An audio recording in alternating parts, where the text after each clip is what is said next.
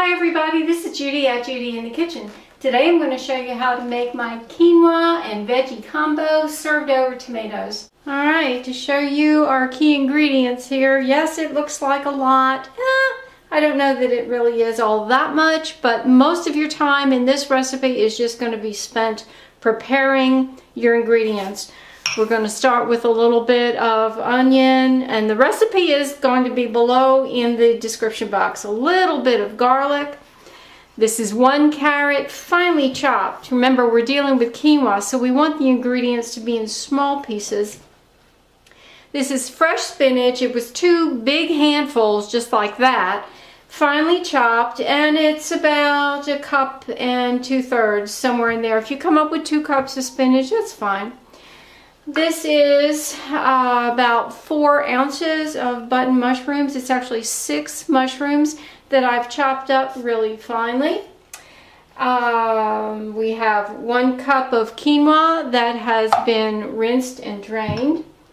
A teaspoon of dried parsley, 1/2 teaspoon of Himalayan pink sea salt, and then I have 1 tomato that I've sliced up. And this is the size of it. It's about a medium, good slicing tomato. And I've sliced it into little wedges like this. And what tomato was left that had a lot of the skin on it and not the slicing part, I've diced up, so there's no waste here. This is going to go in the vegetable combo with it. And so to start with, we're going to use a tablespoon of butter combined with about 1 tablespoon of extra virgin olive oil. Alright, I have a medium-sized pot here, a little larger than medium, but not large. Heating up over a little more than medium heat. And to start with, I'm going to throw our 1 tablespoon of butter in there, and you can see the pot is heating up pretty quickly. And about 1 tablespoon of extra virgin olive oil.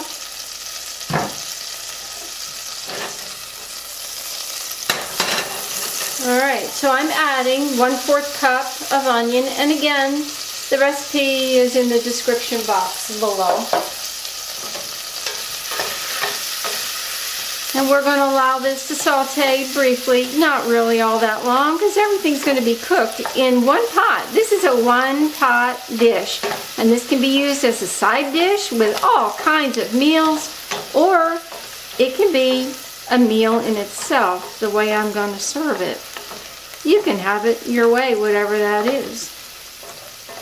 Great side dish. It involves the grain plus the veggies all in 1 pot. It's really kind of nice. Now, I'm going to go ahead and add 1 small clove of garlic. And our 1 medium carrot that's been finely chopped. And again, we want it fine as you can, considering the fact that quinoa is so tiny. It helps to have the other ingredients as tiny as we can get it. I'm just going to go ahead and start adding stuff in here that we need to. Then we have our 6 button mushrooms. And because we're cooking 1 cup of quinoa, we should have 4 good servings out of this if it's a main dish. Side dish, you might even have a little more than that. Okay, we want to just stir this up. And believe it or not, we're going to add the quinoa here and allow it to toast a little bit. I want that quinoa to get a little bit of a nutty, toasty flavor here. So we're going to add that in with it and allow all this to just kind of cook a little bit. Now I'm going to also take that little tiny bit of extra tomato, throw it in the mix. Why not?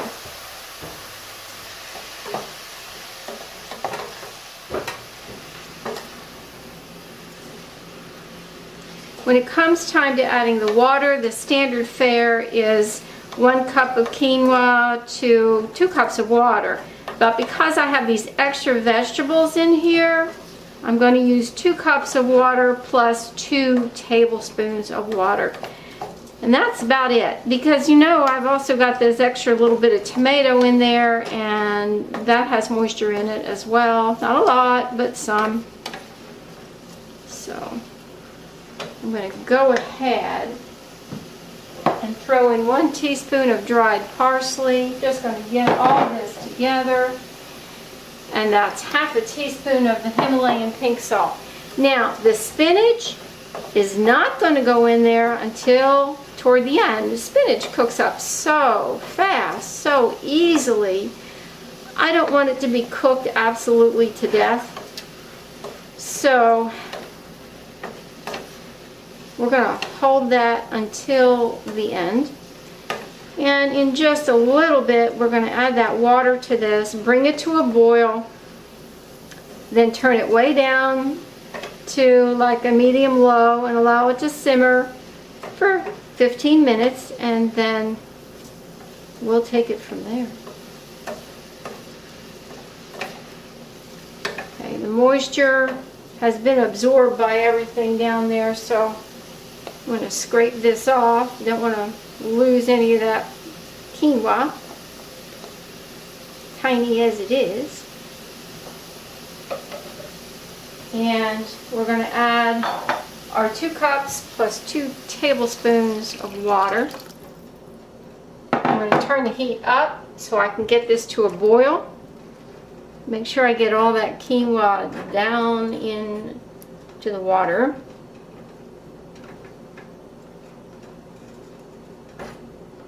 Looking pretty interesting in there, isn't it? Okay, I'm going to cover it up, bring it to a boil. Turn it down to about a medium-low so that it's just at a simmer, and I'm going to let it cook for 15 minutes, and I'll be back with you at that point. Alright, my 15 minutes is up. Now what I'm going to do is take this fresh spinach and just add it to it. I'm going to turn the burner off.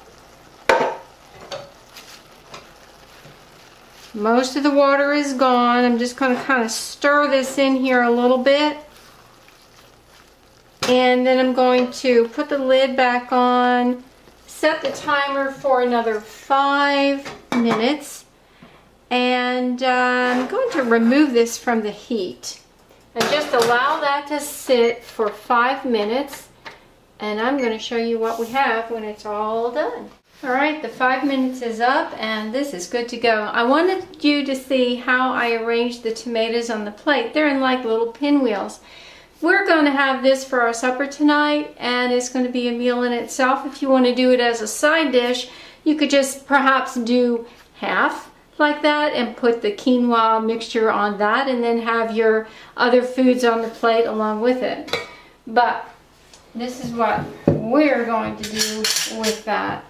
And you see all the liquid has been absorbed, yet there's still some in there. It's not all dried up. And I'm stirring it around just to get that spinach dispersed in there. And it's just, you know, it's just an all-in-one kind of dish. One pot and really easy. The most time you're going to spend on it has to do with just preparing the vegetables. You see, we're just going to pile it up there and have the pinwheel design around it. And I just think it's so pretty like this. You could garnish it with some fresh cilantro, some fresh parsley, sesame seeds. You could add a little more salt and pepper to it if you want, which I'll probably do. You know, this is to taste, so you want to flavor it up your way. If you want some cilantro in there, basil would have been good in there as well. But this makes enough for, depends upon how you're going to serve it. If it's a side dish, I'd say it's probably up to 6 servings. As a main dish like this, 4, maybe 5, just depends. My husband will probably want a little more than I've got dished out, but I just wanted to show you how pretty it is like that. And again, you can flavor this your way. You can add some more herbs to it than what I did, but it's pretty. It's an all-in-one kind of dish.